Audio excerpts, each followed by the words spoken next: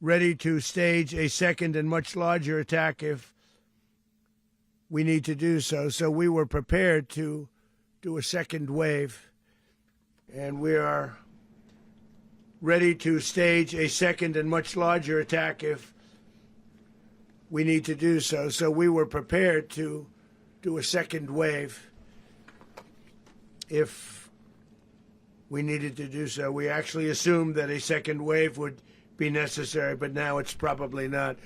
The first wave, if you'd like to call it that, the first attack was so successful, we probably don't have to do a second, but we're prepared to do a second wave, a much bigger wave, actually. This was pinpoint, but we have a much bigger wave that. And the obliteration and decimation of the Iran nuclear sites just recently in an operation known as Midnight Hammer. America will never allow foreign powers to rob our people or drive us back into and out of our own hemisphere. That's what they did. Furthermore, under the now deposed dictator Maduro, Venezuela was increasingly hosting foreign adversaries in our region and acquiring menacing offensive weapons that could threaten U.S. interests and lives. And they used those weapons last night. Potentially in league with the cartels operating along our border. All of these actions were in gross violation of the core principles of American foreign policy, dating back more than 2 centuries. And not anymore. All the way back, it dated to the Monroe Doctrines. And the Monroe Doctrine is a big deal. But we've superseded it by a lot. By a real lot. They now call it the Monroe Document. I don't know.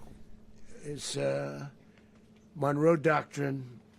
We sort of forgot about it. It was very important, but we forgot about it. We don't forget about it anymore. Under our new national security strategy, American dominance in the Western Hemisphere will never be questioned again. Won't happen. Our precision and competence. You rarely see anything like it. You've seen some raids in this country that didn't go so well. They were an embarrassment. Everyone's coming back to us. The future will be determined by the ability to protect commerce and territory and resources that are core to national security. These are core to our national security. Just like tariffs they've made our country rich, and they've made our national security stronger than ever before. Capacitated.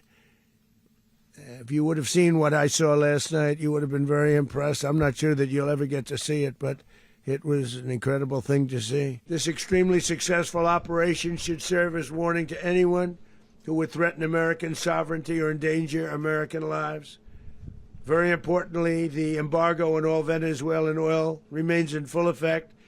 The American armada remains poised in position, and the United States retains all military options until United States demands have been fully met and fully satisfied.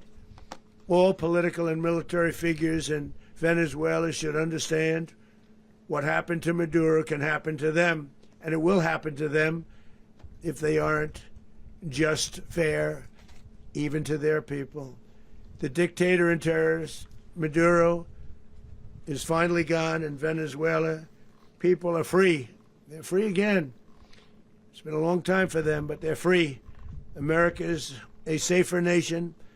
This morning, it's a prouder nation this morning because it didn't allow this horrible person and this country that was doing very bad things to us. It didn't allow it to happen. And the Western Hemisphere is right now a much safer place to be. So I want to thank everybody for being here. We haven't had a killing. We had the terrorist attack a few weeks ago. Venezuela. Well, thank you, Mr. President. Finally, a commander-in-chief the world respects and the American people deserve. And as the president said, words can barely capture the bravery and the power and the precision of this historic operation. A massive joint military and law enforcement raid flawlessly executed by the greatest Americans our country has to offer. American warriors are second to none, the best in the world and the best of our country. What all of us witnessed last night was sheer guts and grit, gallantry, and glory of the American warrior. As the president said, our adversaries remain on notice. America can project our will anywhere, anytime. The coordination, the stealth, the lethality, the precision, the very long arm of American justice, all on full display in the middle of the night. Nicolás Maduro had his chance, just like Iran had their chance, until they didn't and until he didn't. He effed around and he found out. This is about the safety, security, freedom, and prosperity of the American people. This is America first. This is peace through strength. And the United States War Department is proud to help deliver it. Welcome to 2026. And under President Trump, America is back. I'd like to welcome now our chairman, Chairman Raising Cane, to give a few more details about the operation. Mr. Chairman. Thank you, Mr. Secretary. Thank you, Mr. President, and good morning. Last night, on the order of the President of the United States and in support of a request from the Department of Justice, as the President said, the United States military conducted an apprehension mission in Caracas, Venezuela, to bring to justice two indicted persons, Nicolás and Cecilia Maduro. This operation, known as Operation Absolute Resolve, was discreet, precise, and conducted during the darkest hours of January 2nd and was the culmination of months of planning and rehearsal, an operation that, frankly, only the United States military could undertake. This was an audacious operation that only the United States could do. It required the utmost of precision and integration within our joint force. And the word integration does not explain the sheer complexity of such a mission. An extraction so precise it involved more than 150 aircraft launching across the Western Hemisphere in close coordination, all coming together in time and place to layer effects for a single purpose: to get an interdiction force into downtown Caracas while maintaining the element of tactical surprise. Months of work by our intelligence teammates to find Maduro and understand how he moved, where he lived, where he traveled, what he ate, what he wore, what were his pets. In early December, our force was set pending a series of aligned events. Key was choosing the right day to minimize the potential for civilian harm and maximize the element of surprise and minimize the harm to the indicted personnel so, as the President said, they could be brought to justice. Nicolás Maduro was indicted in 2020 in the United States.